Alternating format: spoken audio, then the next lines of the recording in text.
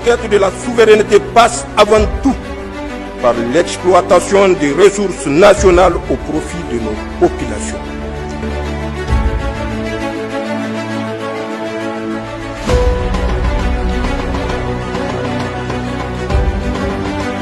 Certains ministres ont gardé leur poste, comme le Premier ministre, ministre de l'Économie et des Finances, Ali Mohamed Lamine Zen, le ministre d'État, ministre de la Défense nationale, le général de corps d'armée Salif Moudi, le ministre de l'Intérieur, de la Sécurité publique et de l'Administration du territoire, le général de brigade Mohamed Toumba, le ministre de la Santé publique, de la Population et des Affaires sociales, le médecin colonel-major Garba Hakimi, le ministre de l'Hydraulique et de l'Assainissement, le colonel Maïzama Abdoulaye, le ministre des Affaires étrangères, de la Coopération et des Nigériens à l'extérieur, Bakari Yaou Sangaré, le ministre de cabinet du président de la République, Dr Soumana Boubacar, qui devient en même temps porte-parole du gouvernement, le ministre de la Justice et des Droits de l'Homme, garde des Sceaux chargé des relations avec les institutions, M. Aliou Daouda, le ministre de l'Agriculture et de l'Élevage, le colonel Mohamed Al-Haji Ousmane, le ministre du Pétrole, Dr Sahabi Oumarou, le ministre de l'Enseignement supérieur, de la Recherche et de l'Innovation, professeur Mamadou Seydou, la ministre de l'Éducation nationale, de l'alphabétisation et de la promotion des langues nationales,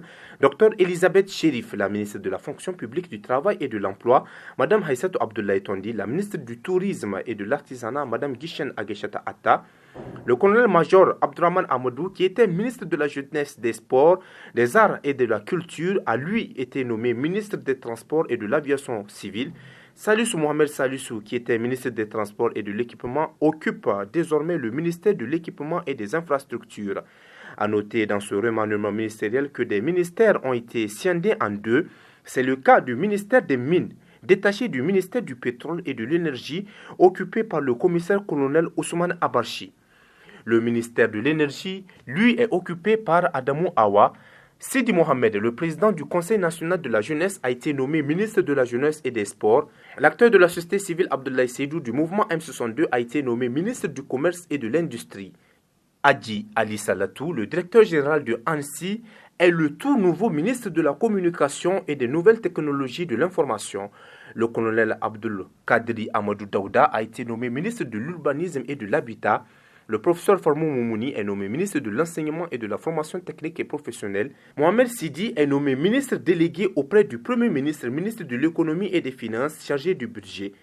Ali Ben Salah, le président du Coro, a été nommé ministre de la Refondation, de la Culture et de la Promotion des valeurs sociales. Création. Et enfin, le professeur Sidoukou Amadou Germako Hisseni est nommé ministre de la Population, de l'Action sociale et de la Solidarité nationale. Pour les sortants, il y a Mme Aïssa Lawan Wandarama, ancienne ministre de l'Action humanitaire et de la gestion des catastrophes. Sidi Mohamed Raliou, ancien ministre de la Communication, des Postes et de l'Économie numérique.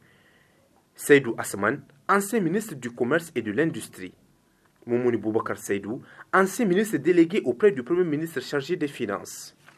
Ce nouveau gouvernement intervient moins d'un mois après la signature de la charte de la refondation issue des assises nationales qui demandait tout au plus 20 ministres. Aussi, le premier gouvernement de la refondation est attendu sur notamment la lutte contre le terrorisme et la justice sociale, c'est-à-dire faire rendre gorge à tous ceux qui ont pillé les biens de l'État et ou commis d'autres crimes.